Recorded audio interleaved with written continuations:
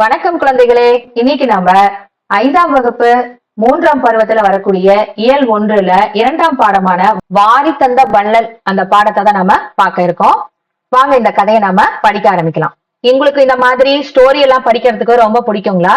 பாருங்க, இதுல ரெண்டு சின்ன குழந்தைங்க அழுதுட்டு இருக்காங்க. இந்த சீன்ல என்ன சொல்றாங்க அப்படிங்கறது நம்ம ஒவ்வொரு சீனா நம்ம பார்க்க ஆரம்பிக்கலாம்.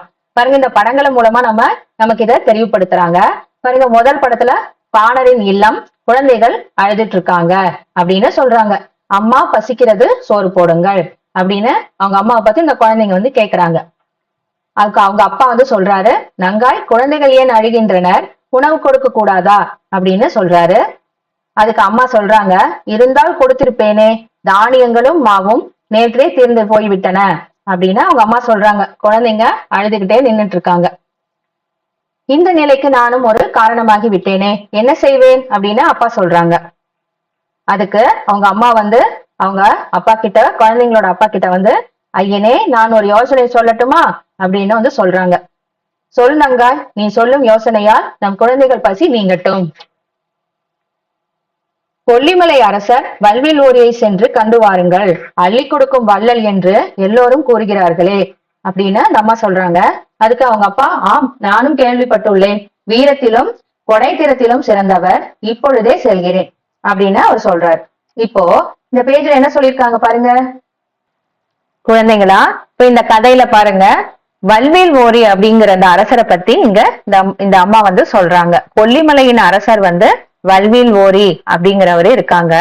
அவர் கொடை வள்ளத்திலும் கொடைத்திறத்திலும் வீரத்திலும் சிறந்தவர். அவர் நிறைய கேட்கிறவங்களுக்கு இல்லைன்னு சொல்லாத அளவுக்கு, யார் போய் அவர்கிட்ட என்ன உதவி கேட்டாலும் இல்லைன்னு சொல்லாம அவர் என்ன பண்ணுவாராம், செஞ்சு கொடுத்துருவாராம். அந்த மாதிரி ஒரு அரசர் தான் யாரு, வல்வில் ஓரி. அதே மாதிரி உங்களுக்கு கடையேழு வள்ளல்கள், மொத்தம் 7 அரசர்ல அவங்க பாத்தீங்கன்னா, நம்மள மாதிரி மக்கள் யார் போய் அவங்க கிட்ட எந்த உதவி கேட்டாலும் இல்ல எங்களால முடியாதுன்னு அவங்க சொல்லவே மாட்டாங்களாம். அவங்களால எப்படி இருந்தாலும் அவங்க கொடுத்து அனுப்பிச்சிருவாங்களாம், அவங்களுக்கு உதவி செஞ்சிருவாங்களாம். அப்படியாப்பட்ட நல்ல அரசர்கள்லாம் நம்ம நாட்டுல ஆட்சி செஞ்சிருக்காங்க. அதுல ஒரு அரசர் தான் இந்த வல்வில் ஓரி அப்படிங்கிறவரு. ஓகேங்களா குழந்தைகளா, புரியுதுங்களா உங்களுக்கு? சரி, இப்ப இந்த கதையில இந்த அம்மா வல்வில் ஓரி அப்படிங்கிற அந்த அரசரை தான் போய் பார்க்க சொல்றாங்க. போய் பார்த்துட்டு ஏதாவது குழந்தைங்களுக்கு பணம் எல்லாம் வாங்கிட்டு வாங்க, நம்ம குழந்தைங்களுக்கு சாப்பாடு கொடுக்கறதுக்கு உதவி செய்வாரு அப்படின்னு சொல்றாங்க. அதுக்காகத்தான் இவர் என்ன பண்றாரு, அந்த அரசரை போய் பாக்குறதுக்காக போறாரு. வாழிய மன்னா, இசைப்பாணர் ஒருவர் உங்களை காண வாயிலில் காத்திருக்கிறார் அப்படின்னு இந்த காவலாளி சொல்றாரு அரசர்கிட்ட. அது அரசவை, சரிங்களா? அவரை உடனே அரசர் என்ன சொல்றாரு பாருங்க, தடுக்காதே, அவரை விரைந்து உள்ளே அனுப்புக அப்படின்னு சொல்லிட்டாரு. கொல்லிமலை கொற்றவா, கொடைத்திறத்தின் கோமகனே, நீ வீர் வாழ்க, உமது படை வாழ்க அப்படின்னு அரசரை பார்த்தோன்னு அந்த குழந்தைங்களோட அப்பா அவர் என்ன சொல்றாரு, அவரை பார்த்து புகழ்ந்து பேசுறாரு. சரிங்களா? இசை பாணர், இவர் ஒரு பாணர். இவரு தரணியெங்கும் தமிழ் இசையின் புகழ் பரப்பும் பாணரே. பாணர்னா என்னது, பாட்டு பாடுறவங்க. வருக, வளரட்டும் தமிழ் தொண்டு, எம்மை நாடி வந்த காரணம் என்ன அப்படின்னு கேக்குறாரு. எதுக்காக வந்திருக்கீங்க அப்படின்னு கேக்குறாரு இந்த அரசர். வள்ளலே, வறுமை காரணமாக எமது வீட்டின் அடுப்பில் பூனை உறங்குகிறது அப்படின்னு இந்த பாணர் சொல்றார். அதாவது இந்த புலவர், பாட்டு பாடுற பாணர் சொல்றார், எனக்கு ரொம்ப வறுமையில இருக்கேன், அதனால என் வீட்டுல அடுப்புல எப்பயுமே என்ன இருக்கணும், சாப்பாடு வச்சிருப்போம் இல்லையா, விறகு வச்சு சாப்பாடு வைப்பாங்க. ஆனா அதை வச்சு எரிக்கிறதுக்கு விறகும் இல்ல, எனக்கு சாப்பாடு செய்யறதுக்கு என்கிட்ட அரிசி எல்லாம் எதுவுமே இல்ல. அதனால என்னோட அடுப்புல பூனை உறங்கிட்டு இருக்கு, தூங்குது, பூனை தூங்கிட்டு இருக்கு அப்படின்னு அவருடைய ஏழ்மையா அந்த இடத்துல அரசர்கிட்ட சொல்றாரு. அதை தெளிவுபடுத்தின உடனே அரசர் என்ன சொல்றாரு, தமிழ் பரப்பும் பாணரே, உமது நிலை என்னை வருத்தமுறை செய்கிறது. அவருக்கு ரொம்ப வருத்தமா இருக்குன்னு சொல்றாரு. அரசருக்கு இவரோட நிலைய பார்த்த உடனே ரொம்ப கஷ்டப்படுறாரு. அடடா, இவ்வளவு கஷ்டப்படுறீங்களே அப்படின்னு நினைச்சிட்டு உடனே என்ன செய்யறாரு, உணவின்றி என் எல்லால் மெலிந்து கிடக்கிறார், பிள்ளைகளோ காற்றை உன்று கண்ணில் உயிரை தேக்கியபடி இருக்கின்றனர் அப்படின்னு தன்னுடைய வறுமை நிலைய அரசர்கிட்ட எடுத்து சொல்றாரு அந்த பாணர். சரிங்களா குழந்தைகளே, கதையை கேட்டுக்கிட்டே வரீங்களா? சரி, அடுத்தது பாருங்க. கலக்கம் வேண்டாம் பாணரே, பயப்படாதீங்க, உன் வறுமையை போக்குவது என்னுடைய பொறுப்பு. கலக்கம் வேண்டாம் பாணரே, உன் வறுமையை போக்குவது என் பொறுப்பு, என்னுடைய கடமை. பொறுப்புன்னா என்னது? அரசனுடைய கடமை தான் என்னது? நாட்டு மக்களை வருத்த மாட்டான் அப்படின்னு எதுல படிச்சோம்? சிறுபஞ்ச மூலம்ல படிச்சோம் இல்லையா? அதேதான், அதே விஷயத்தை தான் இங்கே என்ன சொல்லியிருக்காங்க பாருங்க. இந்த அரசருடைய பெயர் என்ன? கொல்லிமலை அரசர் வல்விலோரி. கலக்கம் வேண்டாம் பாணரே, உன் வறுமையை போக்குவது என் பொறுப்பு. மரம் பழுத்து எல்லோருக்கும் பயன் தருவது போல எம் துயர் துடைத்து உதவுங்கள் அப்படின்னு இவர் கேட்கிறார். அவருக்கு முன்னாடியே அரசர் என்ன சொல்லிடுறாரு? நீ பயப்படாதன்னு அவர் சொல்லிடுறாரு. இருந்தாலும் இவர் என்ன சொல்றாரு? திரும்பவும் ஒரு தடவை அவர் அரசர்கிட்ட கேட்கிறார். மரம் பழுத்து எல்லாருக்கும் எப்படி மரம் எப்படி பழுத்து காய் காய்ச்சி பழுத்துதுன்னா என்ன பண்றோம்? எல்லாரும் போய் அதை எடுத்து பகிர்ந்துக்கிறோம் இல்லைங்களா? அதே மாதிரி என்னுடைய துயரை துடைத்து உதவுங்கள் அப்படின்னு சொல்லிட்டு அரசர்கிட்ட கேட்கிறார்.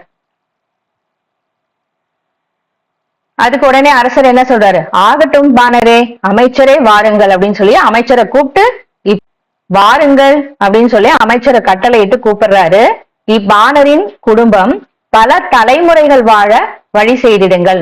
ஒரு 3-4 தலைமுறை வாழ்ற அளவுக்கு அவருக்கு பணம் காசு கொடுத்து அனுப்புங்க அப்படின்னு சொல்லிடுறாரு.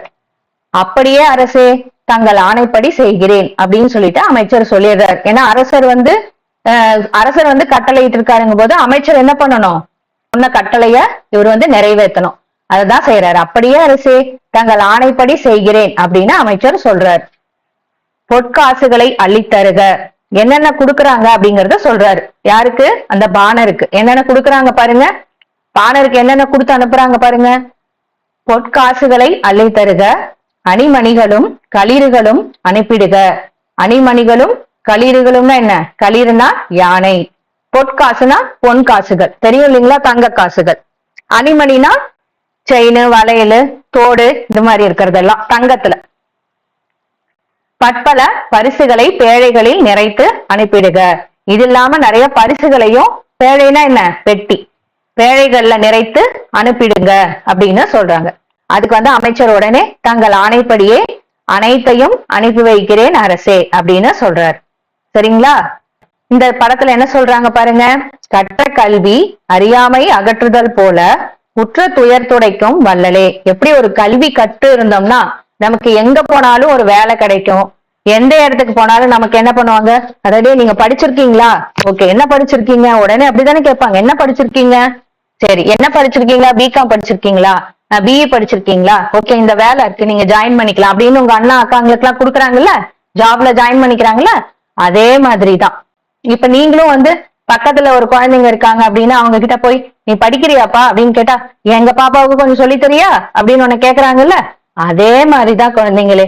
இதுல கற்ற கல்வி அறியாமையை அகற்றுதல் போல. அறியாமைனா என்னது? நமக்கு தெரியாம இருக்கிற விஷயங்கள். அத எப்படி ஒரு கல்வி அகற்றுதோ, அகற்றுதல்னா என்ன?